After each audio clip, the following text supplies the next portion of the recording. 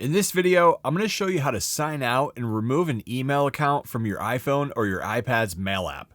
If we take a look at the Mail app here, we see a list of email accounts that we're signed into. Let's say for this example, we want to remove the QuickTech email. Normally, you would think that this would be done inside of here, but you can't. Instead, close Mail, and then next, open the Settings app. Next, scroll down inside of here and then find and choose Mail.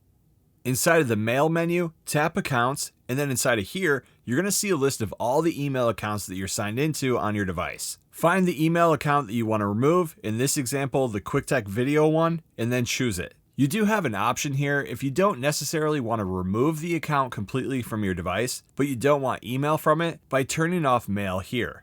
This will then remove the email account from your Mail app, but keep any data from your contacts, calendars, or notes.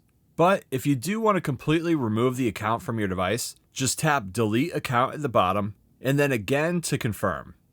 It will then completely remove the email account from your device, and it'll no longer show up in your Mail app list. We can then confirm this by closing the Settings app and then heading back into Mail.